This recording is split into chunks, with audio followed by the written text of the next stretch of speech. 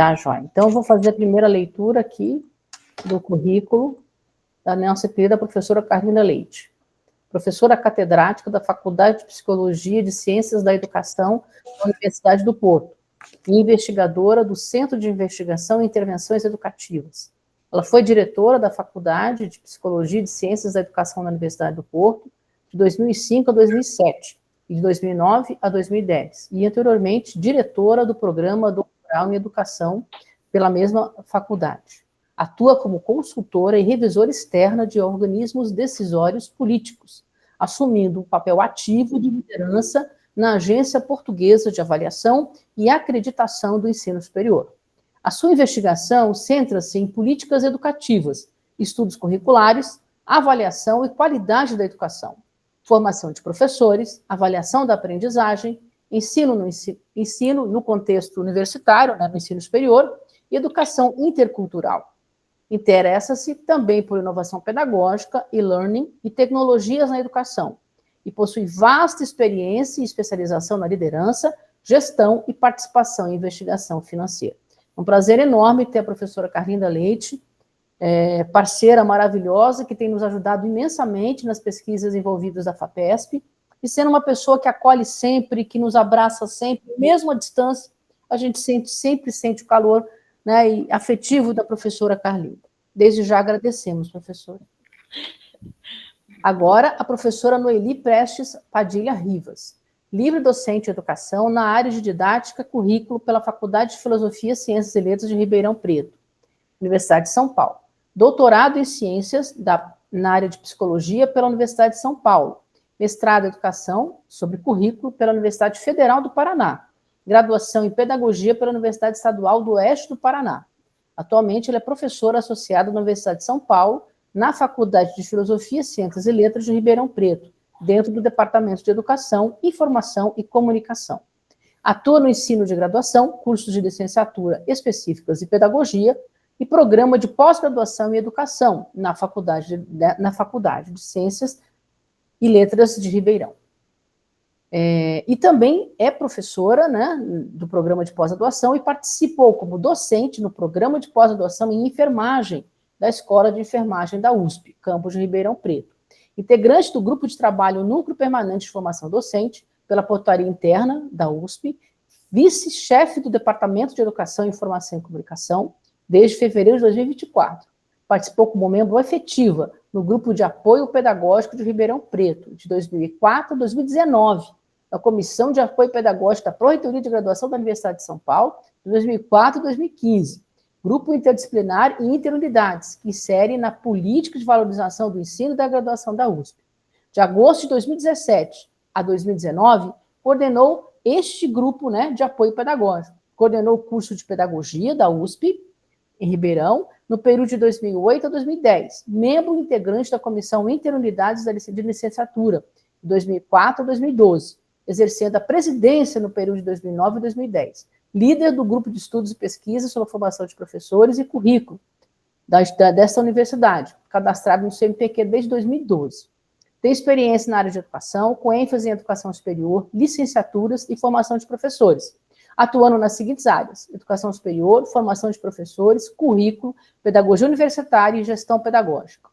Coordenadora da Associação Nacional pela Formação dos Professores da Educação, ANFOP, São Paulo, desde 2022. Também enorme parceira de trabalho, também participante ativa das pesquisas junto à assessoria pedagógica da FAPESP e companheira de trabalho de muitos anos e grande colaboradora das minhas teses de mestrado e doutorado. Agora vem a Márcia Mendes Rui Cantano, que foi orientanda da professora Noeli e desenvolveu uma tese de doutorado belíssima, que eu tive o prazer de participar. A Márcia é doutora em Educação pela Universidade de São Paulo, com período de sanduíche na Universidade do Porto, onde a professora Carlinda teve, né, o grande acolhimento, né, de receber a Márcia e, né, contribuir efetivamente para a formação dela. A Márcia é mestre em Educação pela Universidade de São Paulo, possui graduação em Pedagogia pela Universidade de São Paulo, ela é especialista em Psicopedagogia e trabalha como educadora da Faculdade de Ciências Farmacêuticas da Universidade de São Paulo, atuando nas seguintes áreas: docência no ensino superior, estudante universitário, formação pedagógica para o ensino superior, apoio pedagógico e programa PAI da USP. Ele é membro do grupo de estudos e pesquisas sobre a formação do educador e currículo de Ribeirão Preto. Então, assim, tenho 3 pessoas aqui maravilhosas que irão contribuir efetivamente para mais uma tarde de muitas aprendizagens. Temos feito da seguinte forma: começo com a professora Carlinda, depois seguimos com a professora Noeli e depois com a Márcia. E aí a gente deixa, então, o tempo para as perguntas, tá certo? Amanda, conta aí no título da nossa fala.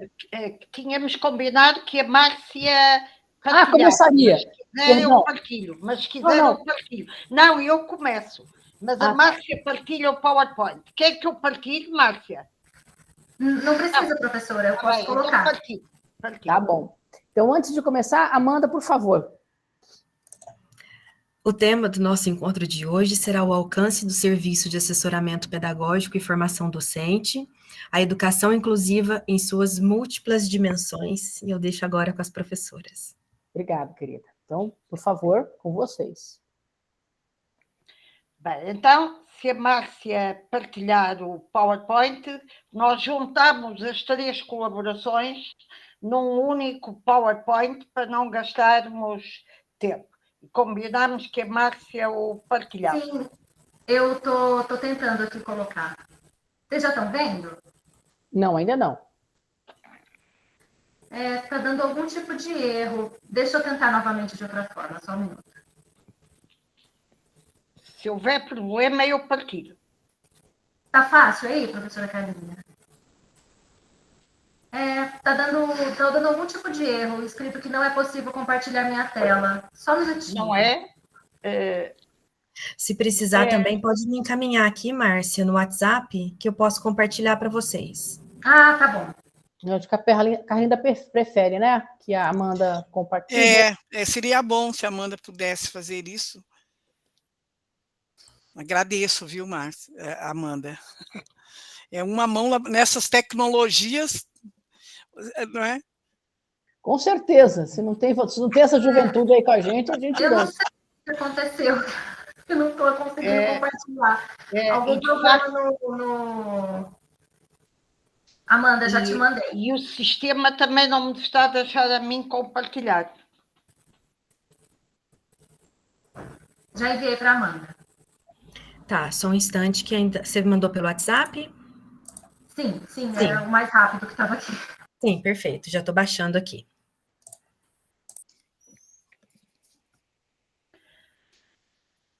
Bem, mas então, começando para não gastar tempo, nós organizamos depois esta sessão no sentido de trazer à reflexão e ao debate académico desafios que se colocam ao ensino superior universitário. Em Portugal, eu direi o ensino superior universitário e politécnico, na concretização de uma educação inclusiva e as condições que existem para que o ensino superior universitário seja inclusivo, ou as condições que são necessárias criar para que ela ocorra.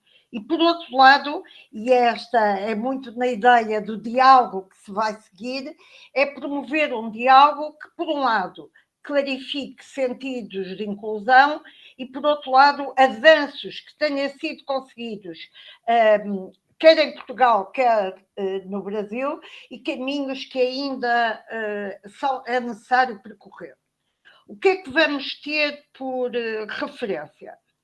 As políticas de ensino superior orientadas para a inclusão destes 2 países, de Portugal e do Brasil, e também algumas medidas de apoio a estudantes universitários que estão orientadas por princípios de inclusão.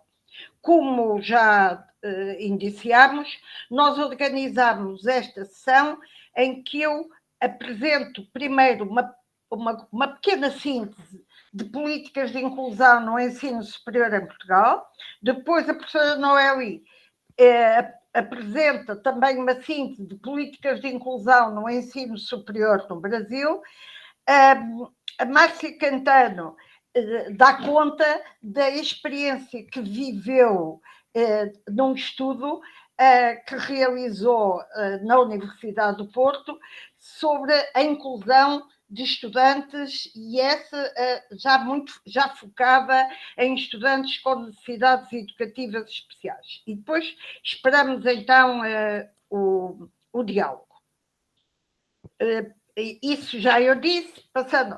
Portanto, começando a falar, quando as razões que justificam as políticas de inclusão no ensino superior são, por um lado, fundamentais para, se nós, no ensino superior, assumirmos esta responsabilidade de contribuir para uma sociedade mais justa e igualitária, e por outro lado, abordar e pensar e envolver-nos em políticas e práticas de inclusão não é apenas uma questão de justiça social, embora isso seja muito importante, mas também ela é fundamental se queremos contribuir no ensino superior para o bem-estar de toda a sociedade.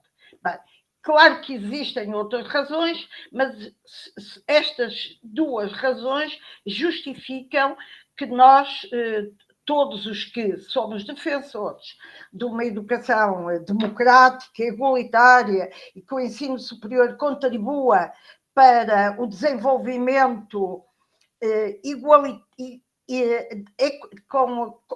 que acompanhe princípios de equidade no ensino superior e também para uma sociedade socialmente mais justa, temos de nos envolver para que as políticas de inclusão não sejam apenas da educação básica e do ensino não superior, mas também do ensino superior.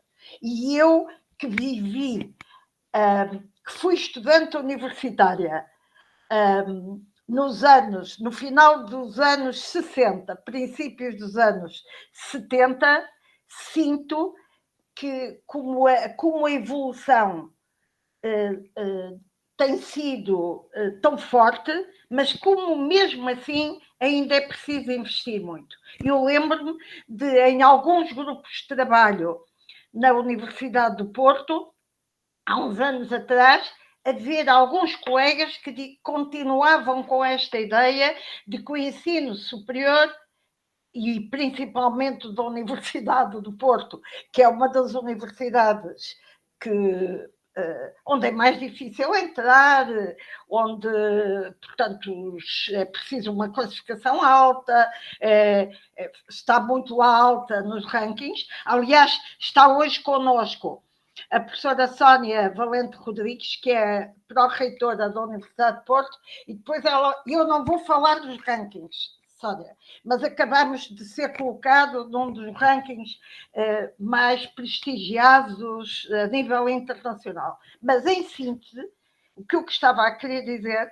é que, como alguns dos colegas do ensino superior, e nomeadamente também da Universidade do Porto, continuam a pensar que o ensino superior não é para todos, é apenas para uma elite. E, portanto, esta ideia de que o ensino superior não tem de ser inclusivo, de certo modo, em alguns casos ainda está presente, apesar de eu estou em crer que a Márcia, cantando no final, vai dizer muito bem da experiência e dos dados que recolheu. E, felizmente, é verdade. Portanto, o que implica a concretização de políticas? Assumir a inclusão como uma responsabilidade de toda a comunidade académica e, portanto, não apenas dos docentes, mas também do pessoal técnico, dos próprios estudantes, em síntese, toda a comunidade, para eliminar barreiras, e quando falamos em barreiras, não são apenas barreiras físicas, são barreiras físicas, mas também são outras barreiras, de códigos culturais, de capitais culturais, de representações sociais, etc., etc., portanto, de uma educação que atenda a estes diferentes pontos de partida. E, felizmente, ao ensino universitário, cada vez chegam mais estudantes que têm pontos de partida de não pertença a uma família muito escolarizada, não pertencerem a grupos económicos mais frágeis, etc, etc. E, portanto, ainda mais se justifica o pensarmos em medidas de inclusão. Portanto, por outro lado, a inclusão vai muito para além de apenas do acesso. O acesso é importante, mas se nós não formos defensores da ideia da meritocracia, continuamos a considerar que conseguimos concretizar práticas de inclusão garantindo apenas o acesso. Não é precisamente por as situações de partida serem distintas, há que depois assegurar a permanência, o acompanhamento, a monitorização das situações para que todos os estudantes, e não apenas aqueles mais familiarizados com a cultura institucional do ensino universitário, tenham lugar.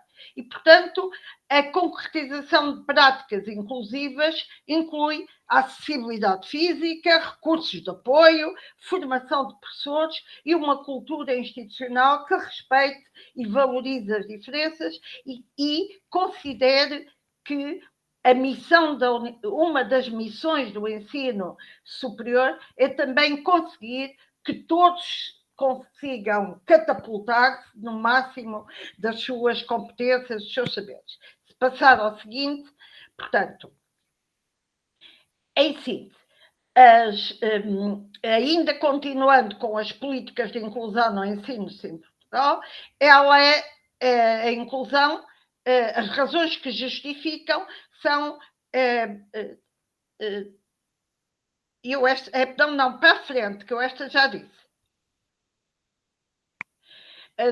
Os sentidos em que entendo a inclusão, quando refiro políticas de inclusão no ensino superior, são políticas, práticas e atitudes, e, portanto, uma política de inclusão não pode restringir-se à enunciação de um discurso enunciado. O discurso é importante, aliás, nós em Portugal sentimos como os discursos tenham sido importantes para empurrar práticas e até para mudar atitudes, mas esses discursos têm de ser acompanhados de práticas e de atitudes que garantam o acesso, a permanência, o êxito e a participação plena de todos os estudantes. Aliás, a ideia da participação é crucial, na minha ótica, quando pensamos em políticas, em práticas, em atitudes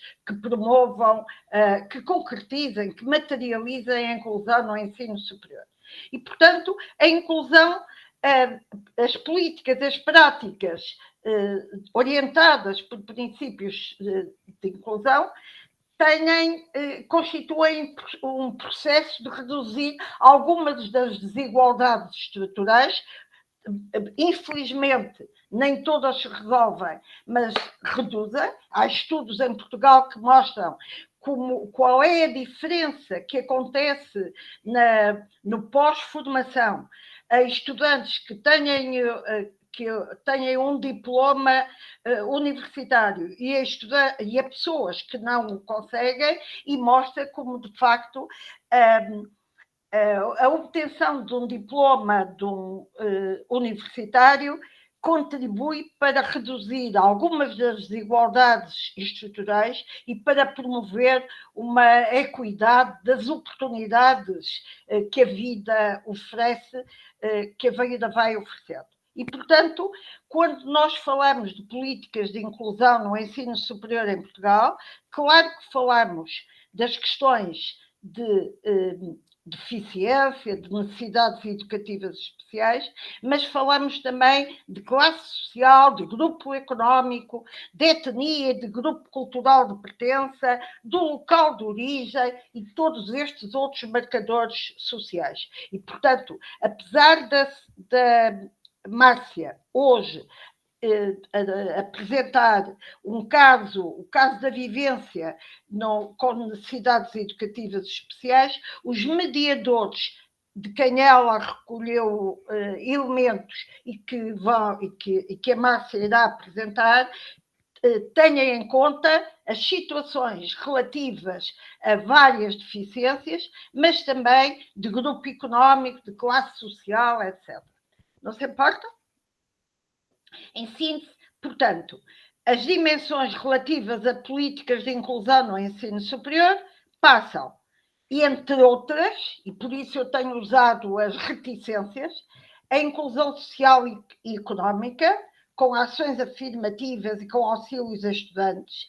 É muito, eu daqui a pouco falarei destas ações afirmativas, que quando se fala de ações afirmativas no Brasil, estão muito representadas as questões de grupos étnicos, de indígenas, etc.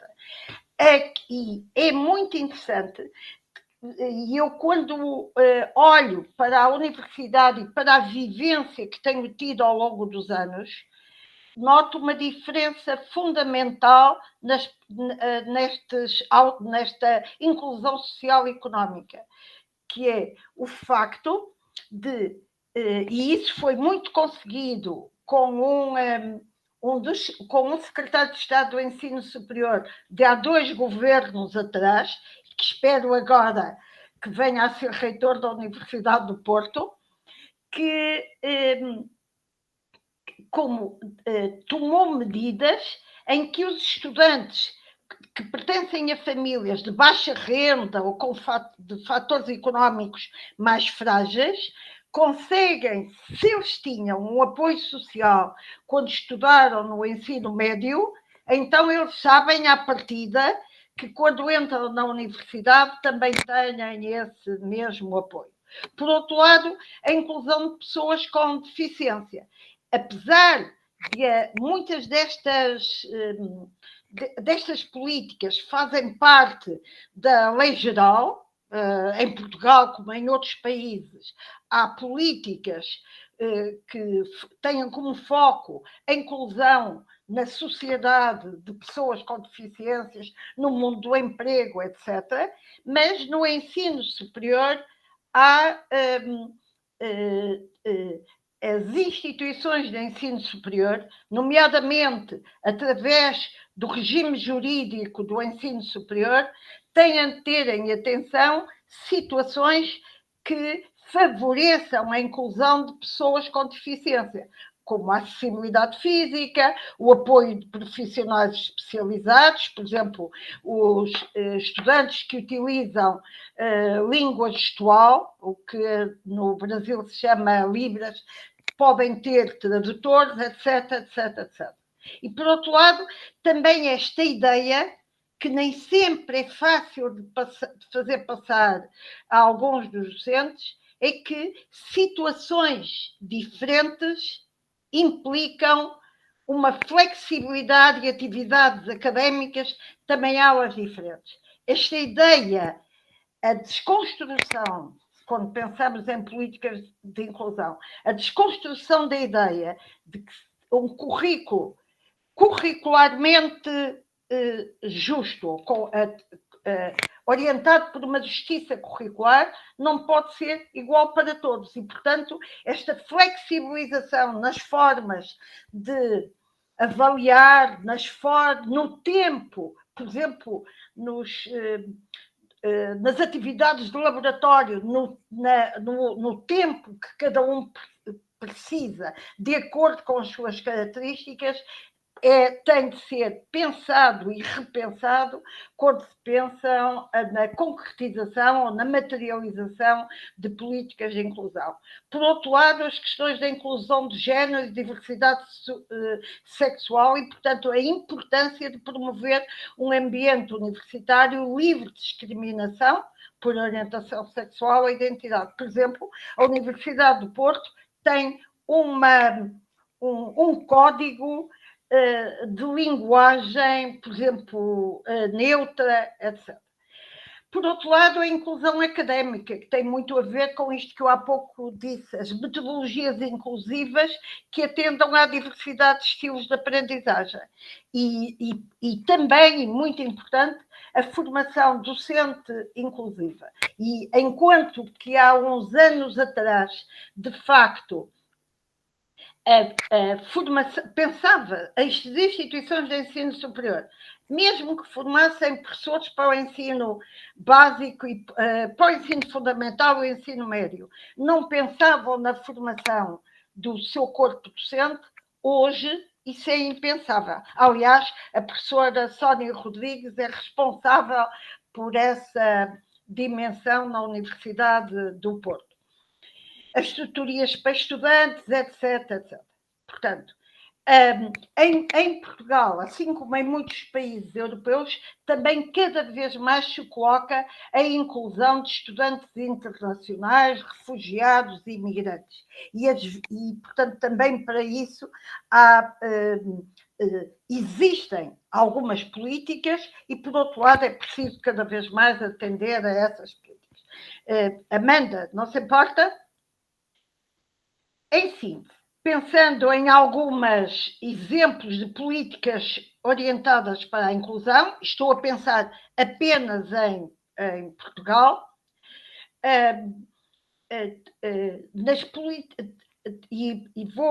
sistematizei apenas aqui 4 aspectos: relativamente ao acesso, relativamente ao apoio social e económico, relativo às pessoas com deficiência e relativo a questões académicas e de aprendizagem. Claro que eu poderia falar noutros aspectos, mas cingi-me a estes. Relativamente ao acesso, em Portugal, e como há pouco eu já indiciei, existem, e isto mostra como, de facto, às vezes uma medida política é muito importante. Dá uns anos para cá, agora não me recordo, foi quando este professor da Universidade de Porto foi secretário de Estado, mas há 3 anos, que eram 2 governos atrás, e que espero que estes novos governos, que viraram mais à direita, não retrocedam nestas medidas de inclusão. Criou esta medida de que contingentes, ou seja, estudantes beneficiários da ação social, sabem à partida que se podem inscrever no ensino superior, porque mal começa o ano, não precisam de estar à espera de saber qual é a bolsa. Sabem que vão ter bolsa, apenas o valor pode oscilar um pouco, dependendo das características económicas do agregado familiar. Outra medida que foi crucial foi o facto de, e isto não é só para a Universidade de Porto, é para todo o país, estudantes que são beneficiários da ação social escolar sabem que têm 2% das vagas que são determinadas em Portugal pelo Concurso Nacional de Acesso são destinadas a estes estudantes.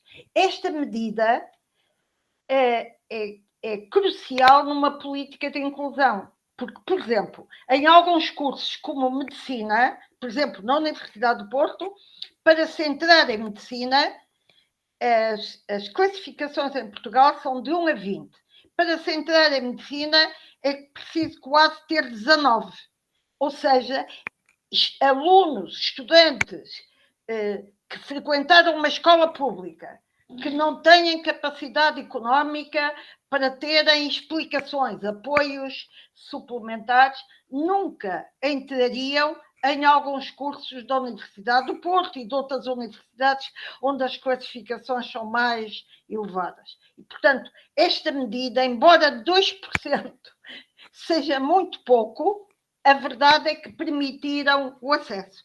Claro que, se eu não nos esquecendo do que eu disse antes é preciso não apenas o acesso, depois é preciso o acompanhamento, as tutorias, a formação de professores, etc, etc. Por outro lado,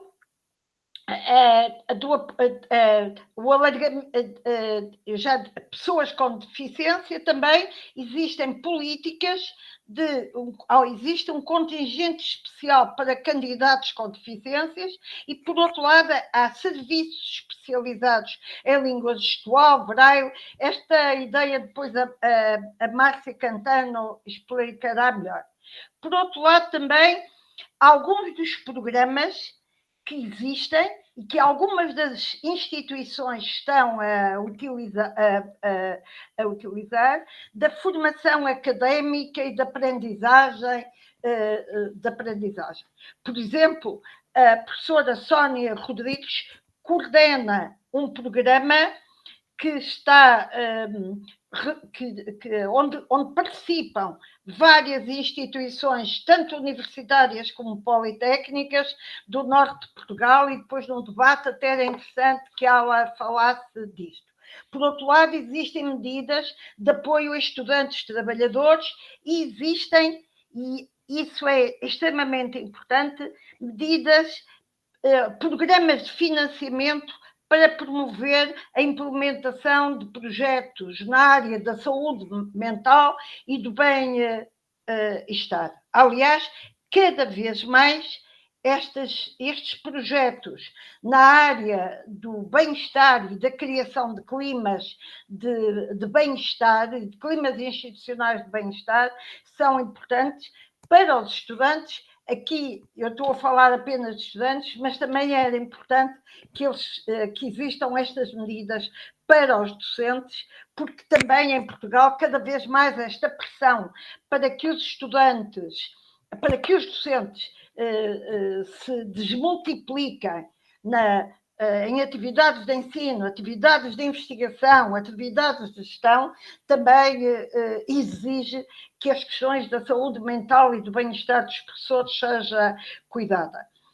Por outro lado, estas medidas específicas de mentorias e de tutorias a estudantes são cruciais e têm mostrado que são cruciais para que estudantes que acedem ao ensino universitário, mas que de facto não estão em pontos de partida distintos daquilo que é às vezes suposto acontecer, possam ter êxito.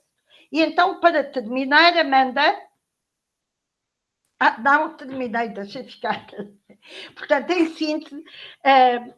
síntese, algumas destas medidas eu apresentei-as para o ensino superior em Portugal, em geral, e de vez em quando fui dando alguns exemplos com a Universidade do Porto. Por exemplo, o programa de mentorias e de bem-estar social da Universidade do Porto foi há dias objeto de apresentação numa delegação da Sérvia que visitou a Universidade do Porto e que queria conhecer medidas de prevenção do bullying. E, portanto, as mentorias e o bem-estar foram apresentadas como geradoras de possibilidade de um clima de bem-estar que, por um lado, previne o bullying, mas, por outro lado, também cria melhores condições de sucesso, de aprendizagem e de equidade para todos os estudantes, ou para a maior parte dos estudantes que frequentam a universidade. Portanto, por mim, fico aqui.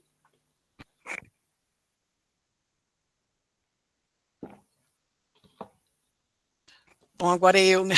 Boa tarde a todos, todas. Primeiro, gostaria de agradecer a oportunidade, professora Maria Antônia, por estar. Primeiro, um grande prazer ter participado, estar participando de um grupo de pesquisa, né, com com autores, né, com colegas, professoras, pesquisadoras do Brasil e também da Argentina, de Portugal, compartilhar com a professora Carlinda Leite, né, do que sempre um grande prazer, a gente aprende muito.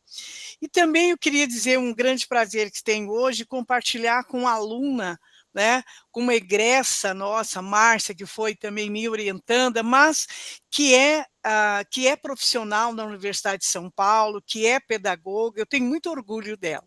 Né?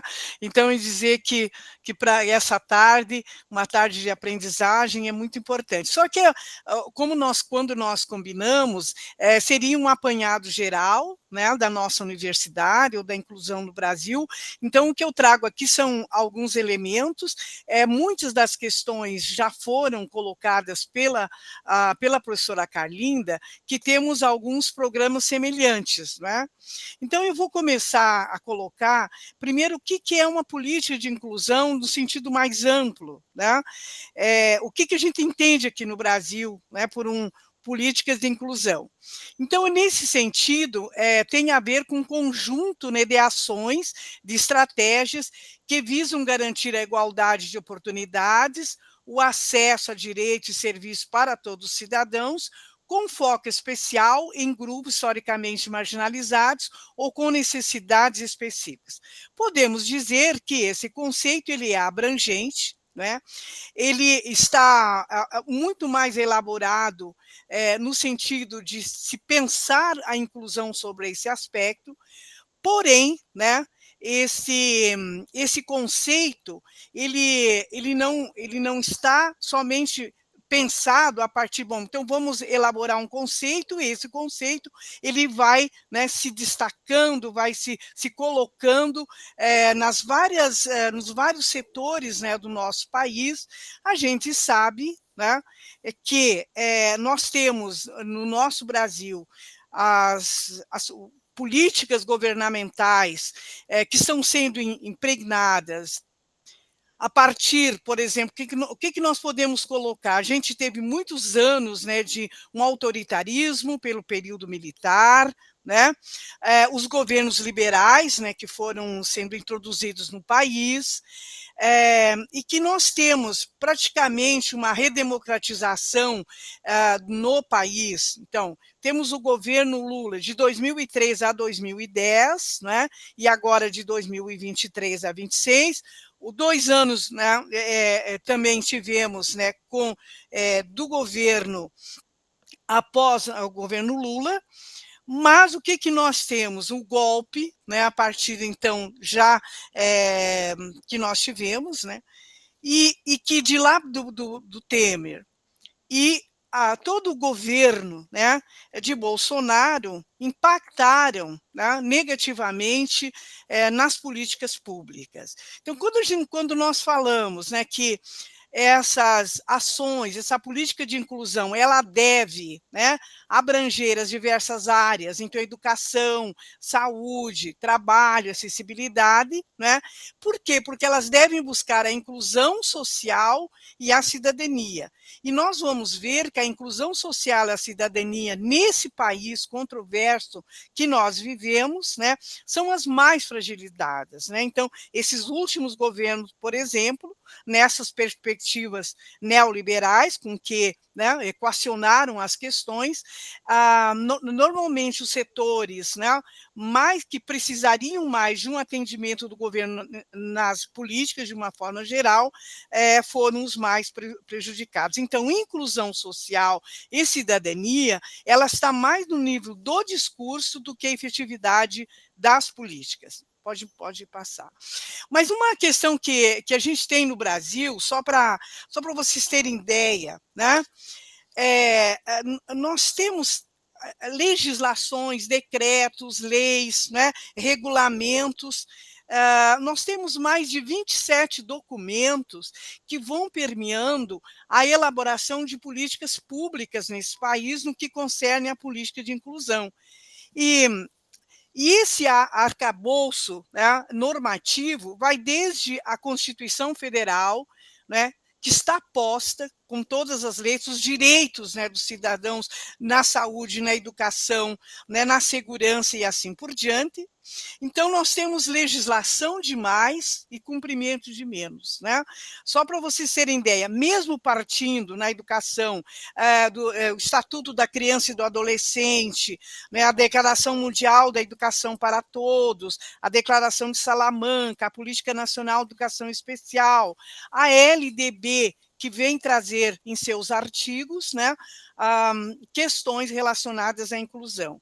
Então, eu diria que nesta democracia frágil com que nós vivemos, né, a intencionalidade, às vezes, de elaboração de ações e políticas, ela fica mais no nível do discurso do que, efetivamente, nas práticas do que são, né, colocadas em efetivação. E aí, o que nós podemos, então, trazer nesse aspecto, o que significa, quais são os âmbitos, né, da política de inclusão no Brasil.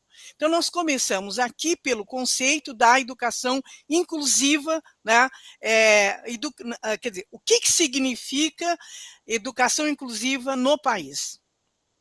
E ela vai começar com um conceito muito ligado às deficiências, né, no nosso Brasil, historicamente. Então, ela tem sido colocada nesse sentido. E aí, quando se pensa, né, nas deficiências, então vão no sentido de adaptações, né, de suportes necessários para o aprendizado e desenvolvimento. Mas quando a gente vai analisar, né, dos anos que foram implantados essa educação inclusiva, nós estamos ainda temos que muito amadurecer, temos que ter efetividade nas nossas políticas, porque, por mais que entre governo, sai governo, elaboram materiais, manuais, políticas, secretarias são criadas, né? Por exemplo, nós temos o Plano Nacional de Educação, que colocam metas referentes a essa temática, mas muita pouca coisa realmente é levada em consideração e é cumprido. Um outro aspecto da política de inclusão é a acessibilidade, né? E aí ela vai sendo muito direcionada às pessoas com deficiência. Então, a acessibilidade, ela tem sido, historicamente, né, e que agora começam a ter outras questões que estão sendo colocadas na acessibilidade, né, mas elas estão ainda muito ferrenhas em relação à remoção de barreiras físicas, comunicacionais, atitudinais, que impedem a participação plena de pessoas com deficiência em diversos espaços e atividades. Nós vamos verificar, então, né, historicamente, quando se fala em inclusão, parece que nós estamos falando de um setor apenas, que são as pessoas com deficiência, né? Bom, nós temos ainda uma dimensão da política de inclusão, as ações afirmativas, né? Então, tivemos um avanço, né, nessas ações afirmativas, porque elas têm perpassado, inclusive, as universidades, as políticas, né, educacionais para a educação, principalmente para a educação superior. O que seriam essas ações afirmativas, né? Então, elas são essas políticas que buscam promover a igualdade de oportunidades por meio de medidas como as cotas raciais, universidades, concursos públicos, né? Então, é muito recente, nós podemos dizer, né? Você vê que nós temos essas políticas afirmativas praticamente 2020, 2021 para cá, levando em consideração o que significa as políticas afirmativas nas universidades, né? E ainda elas estão muito assentadas, né, nas cotas raciais, no acesso aos alunos à universidade. E também elas vão também trazendo questões para os concursos públicos. E isso é tão sério que nós, na Universidade de São Paulo, agora os concursos de uns 4 anos para cá, mas efetivamente há mais de 2 anos para cá, que nós vamos, então, ter elementos, né, para os concursos públicos, para que nós vamos ter professores, né, de étnico-raciais, professores que não sejam somente os brancos, né? Então, há uma cota para os professores negros, pardos, né? E para os indígenas. Então, é muito, muito recente. Então, quando a gente lê um edital de concurso nós vamos percebendo, é um processo lento, mas ele começou agora. Então, nós não temos ainda dados, por exemplo, na Universidade de São Paulo, por exemplo, de 3 anos para cá, principalmente de 2 anos para cá, nós tivemos na universidade mais de 1.000 professores que foram contratados. Gente, muitos professores. Mas nós não temos, né, por exemplo, dados, né, estatísticos, quantos pardos, quantos negros, quantos indígenas. Ainda não temos ainda. Quer dizer, tem grupos de pesquisa que começam a investigar sobre os concursos, né, e também não só de professores, mas também de funcionários, né. Uma outra dimensão da inclusão é a inclusão no mercado de trabalho aqui no Brasil, né. Então, eles são políticas que incentivam a contratação de pessoas com deficiência e a criação de ambientes de trabalho né, inclusivos. Então, também é esse aspecto que está sendo colocado aqui no país, historicamente, está sendo produzido muito devagar, mas começam a vários setores, né, a ter já um cuidado, né, com essas ações, então, de inclusão. Pode passar? Pode passar, Amanda. Ok.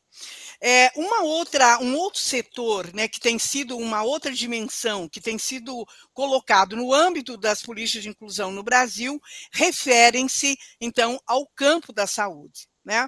Penso que o campo da saúde ele tem sido muito promissor, junto com a educação, também de promover a inclusão, mas ainda muito incipiente, né? Considerando a população do Brasil, considerando as necessidades sociais, né? E as barreiras que existem no nosso país, né? Então, eles, principalmente, com que eles vão tratando no setor da saúde? Um atendimento especializado e adaptado às necessidades de diferentes grupos. Então, é muito generalizado. Né? Então, as pesquisas, né? Então, são grupos que começam agora a perceber, né, nos vários setores da nossa sociedade, como que a inclusão ela está sendo, né, materializada.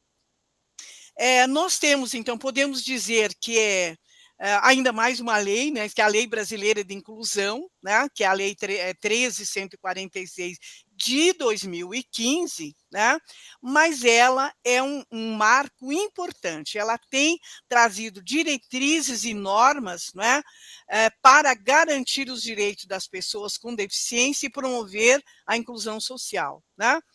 E ela vai consolidando, né, o princípio da educação inclusiva como obrigatória e preferencial na rede regular, com a garantia de apoio individualizado, acessibilidade e formação de profissionais, promovendo autonomia, protagonismo, né, e dignidade. Retirando a questão da intencionalidade da lei, né, no seu marco regulatório, ainda nós estamos, né, eu diria para vocês, quer dizer, quase nem todos conhecem essa lei brasileira de inclusão, né? Agora que ela começa a ser disseminada, quer dizer, desde 2015, né? E ainda nós temos outras políticas para outros grupos sociais, né, para idosos, mulheres, crianças e adolescentes, né, buscando garantir seus direitos e promover a inclusão. Mas a gente sempre tem que pensar esse processo de inclusão no país, né, e as contradições do sistema que nós temos, sistemas políticos, né, essas políticas governamentais, que elas vão numa perspectiva neoliberal, excluindo essa parcela, né, da população. Pode passar? Bom, quando nós vamos falar da inclusão, né, da educação superior no Brasil, antes da gente começar, eu acho que é importante que a gente diga quem são, por exemplo, como é que é a estrutura, né, da universidade ou do ensino superior aqui no nosso país, né? Então, para a gente sempre falar universidade, mas no nosso país, né, nós vamos ter universidades, nós vamos ter centros de universidades e nós vamos ter faculdades isoladas e os institutos federais, né, de educação superior. Só para vocês terem uma ideia, a discrepância que existe, nós temos 2.580, é o último censo, né, que tem colocado, esse número, 2.580 IES, né, instituições de ensino superior. Destas, apenas 205 são universidades, 393 centros universitários assim, no mundo quase, né, quer dizer, o que é o centro universitário? O centro universitário ele foi criado para a instituição privada ter, que a maioria, né, grande maioria, ter uma autonomia didática e financeira. Né, principalmente uma autonomia didática, de ter uma reitoria, de criar os cursos que quiserem. Então, os centros universitários são esses.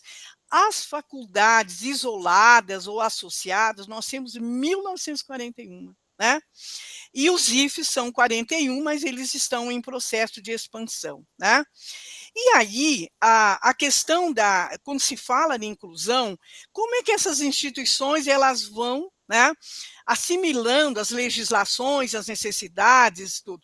E tem muito a ver com a avaliação das instituições, né, para o seu processo de credenciamento e recredenciamento. Então, nós vamos ter, né, dados, né, de que as faculdades ou as instituições privadas elas têm atendido um pouco mais, né, no que se refere a algumas questões relacionadas à inclusão, porque elas precisam demonstrar para as comissões, né, do Ministério da Educação, quando vão, né, às suas universidades, seus lugares, né, aos seus, né, centros, quando eles vão fazer um processo in loco de avaliação, vão verificando, né, se aquelas condições, porque no formulário de credenciamento e recredenciamento há, né, indicadores de inclusão. Então é muito mais um atendimento, né, do que efetivamente, né, vamos atender o mínimo que a legislação coloca.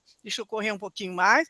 Você veja, nós temos 9 milhões, né, quase 10 milhões de alunos, e aí a discrepância que nós temos, né, o último censo apontou isso, 5 milhões de cursos presenciais, né, de alunos em cursos presenciais, e 4,9 milhões em cursos à distância.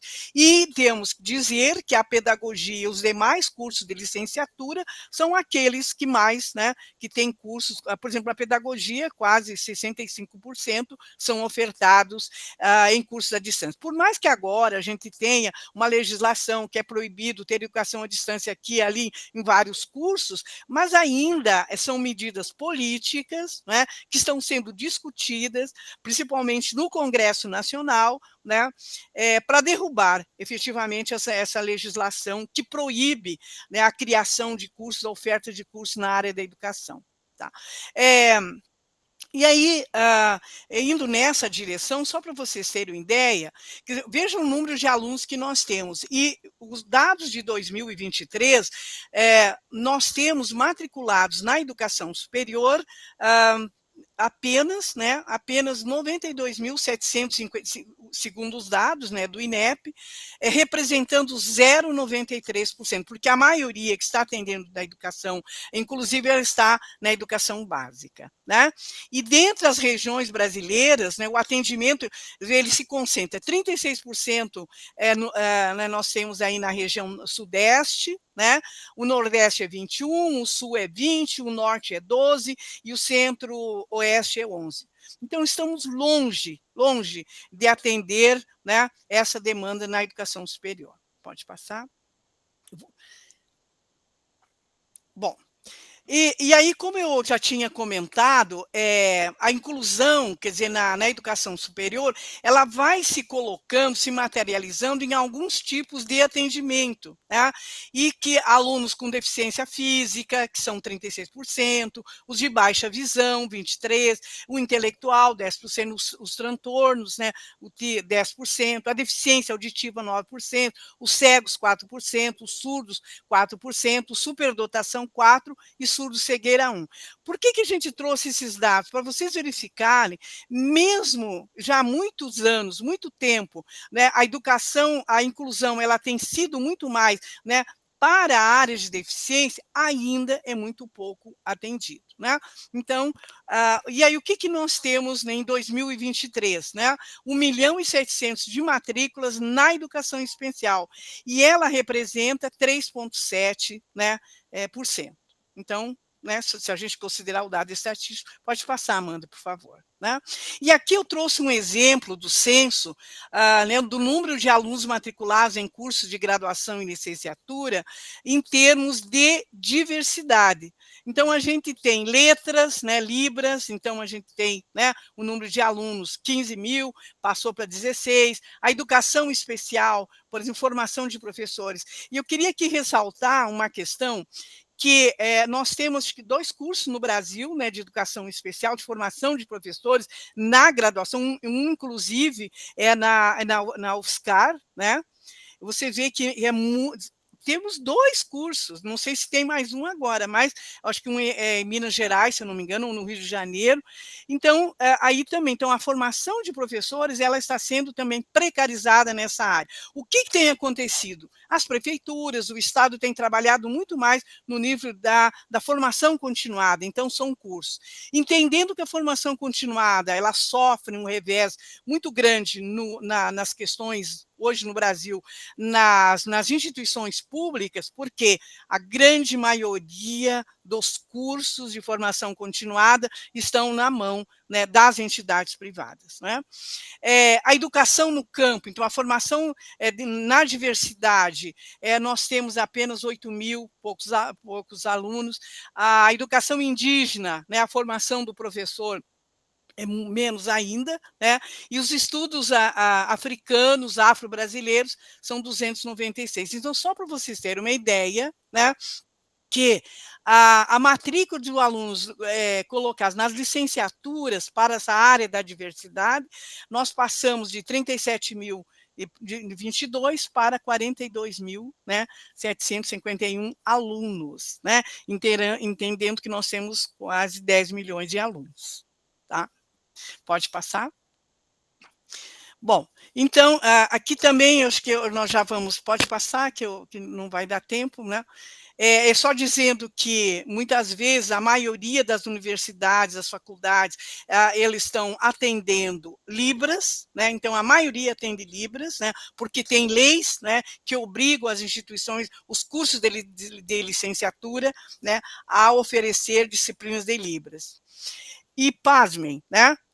O que nós também queremos dizer, mesmo nas universidades, na nossa universidade, ainda, assim, tem sido, essa política tem sido construída a duras penas. Ora faltam professores, ora faltam concursos, né? As condições materiais, né, também são ínfimas na nossa universidade. Então, tem algumas dentro, né, algumas unidades que têm trabalhado com mais afinco, têm levado muito a sério essas políticas de inclusão. Então, penso que a gente pode ter um quadro de melhoria na Universidade de São Paulo. Né, começou alguma coisa, mas ainda estamos longe daquilo do que é necessário atender. Bom, então, a Universidade de São Paulo, ela foi, né, criada em 1934. Né? E aí, o que a gente está trazendo aqui? Trazendo, né, em virtude de todos esses processos de inclusão, de necessidades, de demandas, a atual reitoria cria, né, uma pró-reitoria de inclusão e pertencimento em maio de 22. Né? Então, extremamente recente essa criação dessa pró-reitoria. Mas ela tem sido estruturada de uma forma que nós estamos assim muito esperançosos, né? Porque ela, com toda a problemática da inclusão, ela foi trazendo na sua estrutura condições para atender a vida no campus. Nós temos 8 campos, né? Então, atender o aluno no campus, a saúde mental e bem-estar social, que é uma política muito interessante, né, na área do PRIP, mulheres, relações étnico-raciais, diversidades, formação e vida profissional, direitos humanos e políticas de reparação, memória e justiça. Então, esperávamos, né, a criação dessa pró-reitoria, então ela está trazendo com programas gigantescos, né? É claro que está sendo também colocado um aporte de recursos para o financiamento, né, das ações, e elas são colocadas a partir de editais, né, conclamando a comunidade da USP, né, os professores, funcionários, a terem efetivamente a participação nos editais. Então, ainda é incipiente, mas está começando. Então, ano passado, esse ano, tem bastantes editais que já estão abertos, né, para o desenvolvimento dessas questões cruciais aqui que são colocadas na estrutura da PRIP. Também ela tem em cada camping, em cada unidade, ela tem comissões de inclusão e pertencimento, então são professores, funcionários que fazem parte dessas comissões e que vão tratando das questões locais, não é, para, né, fomentar essa política, né? Também uma outra questão que a PRIP tem colocado é criando, né, as políticas por meio das legislações, das normativas. Então, a gente tem aí uma diretriz para pessoas com transtorno de espectro autista, né, na Universidade de São Paulo, foi muito fomentado, muito comentado. Então, a elaboração, eu diria para vocês, dessas diretrizes, elas têm sido muito interessantes, porque elas têm sido coletivamente, né, discutidas coletivamente, seja nos campos do interior, nos campos da capital, né, e com a pró-reitoria. Então, a pró-reitoria ela tem ouvido muito as unidades. Pode passar? Bom, então, já terminando um pouco, né, da minha fala, eu diria para vocês o seguinte, né, que a nossa universidade, ela já possui políticas de inclusão e pertencimento com foco na promoção da igualdade, combate à discriminação para pessoas com deficiência, além de ações afirmativas para estudante em situações de vulnerabilidade socioeconômicas e grupos étnico-raciais. Essas ações, assim, essas políticas de inclusão, né, e que agora são fomentadas na Universidade de São Paulo, elas têm marcado uma grande diferença na nossa universidade, né? Que eu diria para vocês que é um processo, né, que está sendo colocado. Não necessariamente nós estamos satisfeitos, né, porque é um processo que há muitos anos a comunidade estava necessitando. Então, são muitos temas que estão sendo colocados. E o quadro atual das políticas afirmativas, ele é marcado, quer dizer, como é que as nossas políticas, e há assim, uma similaridade, quando a professora Carlinda colocou, né, do que a gente trata, né, aqui na nossa universidade. A reserva de vagas para os estudantes provenientes das escolas públicas. E isso é tão forte que hoje nós temos, né, está em torno, assim, uns colocam de 52% a 56%, na matrícula deste ano, os alunos provêm das escolas públicas, né? Então, isso tem trazido também inquietações no sentido, quer dizer, como que os professores, né, vão conhecendo esses alunos, como é que eles vão tratando, né, sendo que a universidade ela sempre teve um perfil diferente de aluno. Então, esses perfis de alunos que começam a chegar na universidade de 4, 5, 6 anos, né, eles também vão ter impacto nas políticas, na elaboração dos projetos pedagógicos, na formação de professores, não é? Então, essa política ela vai sendo, então, demarcada, né, por reservas, então, como nós falamos, e um foco dos candidatos pretos, pardos, indígenas, além de pessoas com deficiência, indígenas, refugiados e transexuais. E aí a USP criou também, implementou uma comissão de identificação, né, visando acompanhar o processo, né, de autodeclaração racial, né? Pode terminar aqui, pode passar, que eu já vou. Então, eu queria dizer que ainda nós não temos, ainda, eu gostaria muito de ter trazido mais elementos, assim, né, do quanto estão sendo atendidos, mas o fato não é porque apenas criar uma pró-reitoria que ela vai né, essa questão, minimizar a questão dessas políticas afirmativas, mas, né, entendemos que o caminho é por aí mesmo, né, de criação dessas políticas, e que elas ultrapassem, né, o acolhimento, né, que essas ações de acolhimento que sejam mais efetivas, né?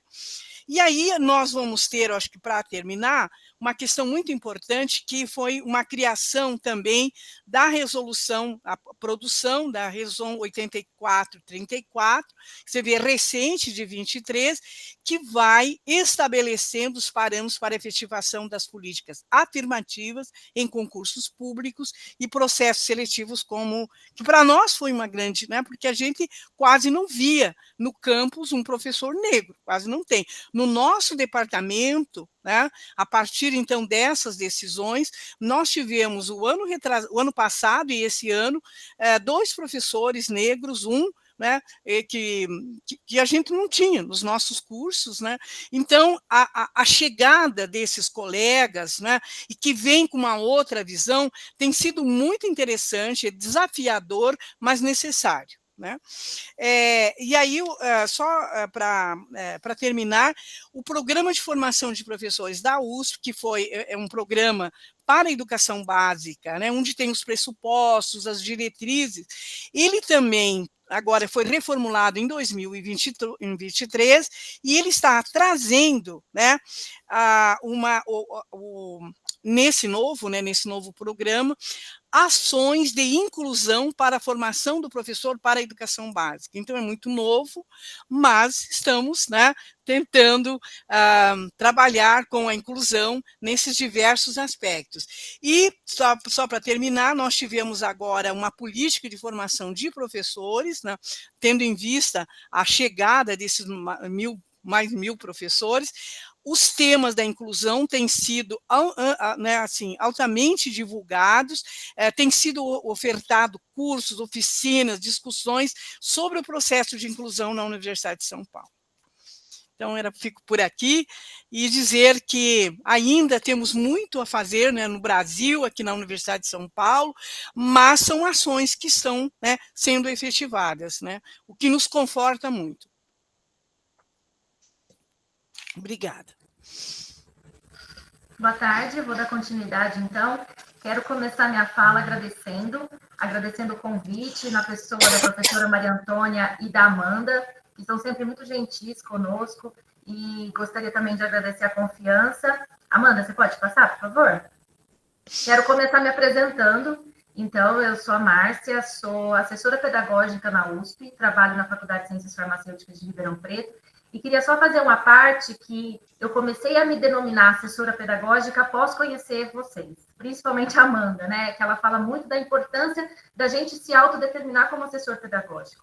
No meu concurso, não é nem como pedagoga o meu concurso é como educador. E durante muito tempo ficava esse negócio, educador, mas os professores também são educadores, todo mundo é educador. Não, eu sou assessora pedagógica, né? Então, isso é bastante importante e eu comecei a colocar isso em todas as minhas apresentações. Bom, e aí, no doutorado, eu tive como objeto de pesquisa os pedagogos que atuam nas universidades federais, né? E durante a minha pesquisa de doutorado, eu tive a oportunidade de fazer um intercâmbio até a Universidade do Porto, né? Foi recebida pela professora Carlinda, e o foco do meu intercâmbio foi conhecer a política de inclusão dos estudantes com necessidades educativas especiais na Universidade do Porto, pois eu tive contato e pude ver que era uma política interessante, que contemplava aí várias frentes. Então, eu vou compartilhar com vocês essa minha experiência. Pode passar, Amanda. Do que foi conhecer esse programa de inclusão, e também vou tentar trazer algumas reflexões sobre o tema, que como já foi dito aqui, é um tema bastante amplo, bastante complexo, porque a inclusão ela envolve vários fatores, vários parâmetros, e muitas vezes nós, assessores pedagógicos, precisamos trabalhar com inclusão, precisamos discutir esse assunto com os professores e, às vezes, nos falta respaldo, nos falta parâmetros, né? Então, assim, vou trazer aqui algumas reflexões. Eu acho que tem um microfone aberto. Acho que é seu, professora. Você pode desligar, por favor? Gostaria de pedir licença, então, às professoras que estiverem aqui, que são da Universidade do Porto, para poder falar dessa instituição que me recebeu durante 4 meses. Então, assim, estou aqui me colocando numa posição bastante humilde de poder falar da instituição de vocês, tá? Então, assim, por que a Universidade do Porto? Por que eu escolhi conhecer esse programa da Universidade do Porto? Primeiro, porque existe um grupo, né, português, um grupo antigo já de trabalho para apoio a estudantes com deficiências no ensino superior, que é lá de 2004. Então, assim, já há toda uma história. E o que eu vou trazer para vocês, acho que vai remeter muito a essa importância da construção de uma história dentro da questão da inclusão, né? Da importância das coisas serem construídas ao longo do tempo.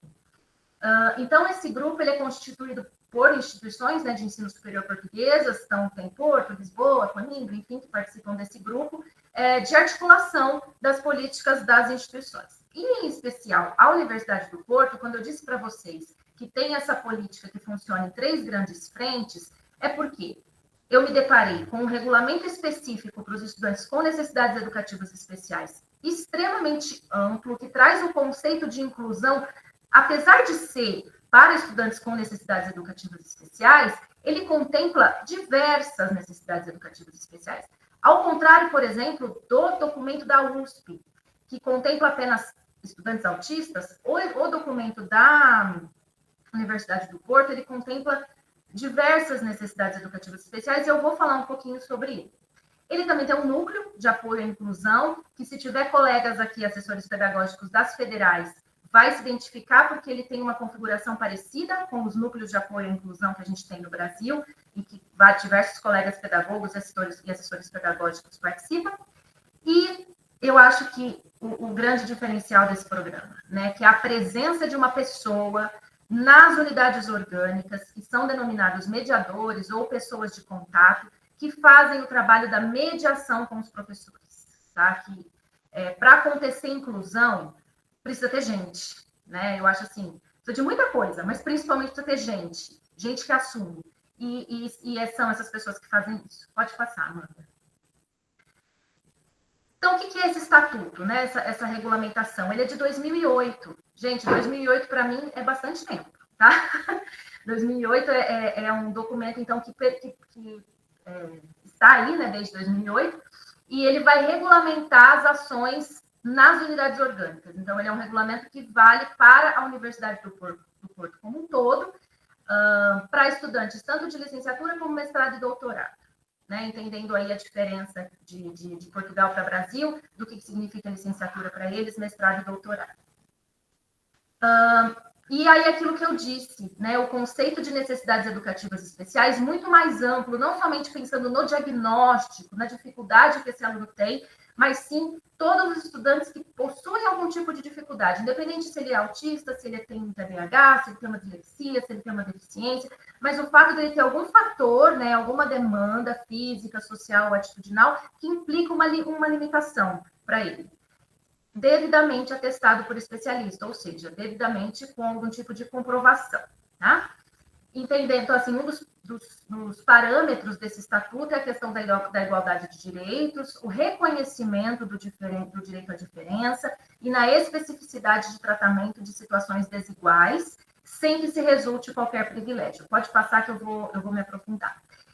E aí eu trouxe algumas falas dos próprios mediadores a respeito do estatuto, para vocês entenderem a importância de uma legislação construída coletivamente, né? E aí os próprios mediadores, que são essas pessoas que atuam nas unidades orgânicas, nas unidades acadêmicas, né, puderam falar sobre o que é esse estatuto para eles. E aí eu trouxe aqui algumas falas, peço licença, mas eu acredito que vocês vão se identificar de ouvir pessoas que trabalham com isso, podendo falar sobre isso. Então, eu pude participar da criação do estatuto. Na altura, pediram para identificar uma pessoa de cada unidade para pertencer a um grupo de trabalho.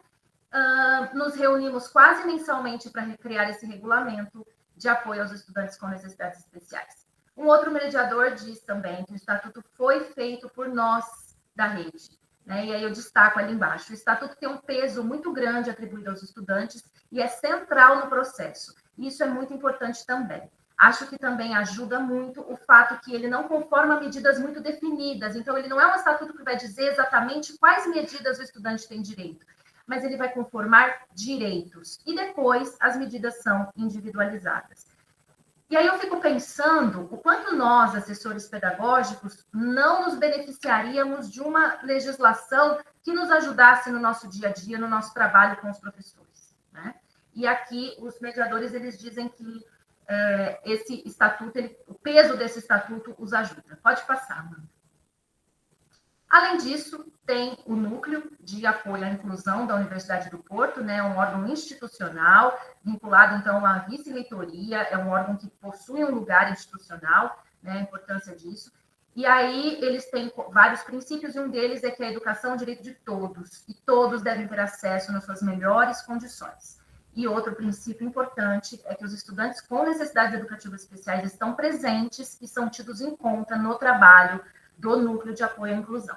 Vou contar um pouquinho para vocês, pode passar, Amanda, um pouco do histórico desse núcleo, que foi criado em 1992, e olha só que interessante, por iniciativa dos próprios estudantes. Eu tive a oportunidade lá em Portugal de ouvir a pessoa que é responsável até hoje por esse núcleo de apoio, uma pessoa que está desde 1992, que participou da criação desse núcleo, e uma pessoa que acaba sendo a referência para esse tema da inclusão na Universidade do Porto.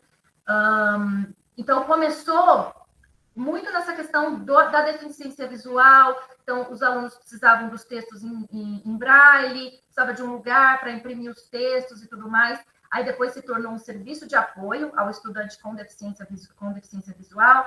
Depois, um serviço de apoio ao estudante com deficiência da Universidade do Porto. Então, saiu da Faculdade de Letras e passou a ser um serviço da instituição como um todo. Depois passou a ser um gabinete de apoio ao estudante e hoje a denominação atual é do Núcleo de Apoio à Inclusão. Pode passar.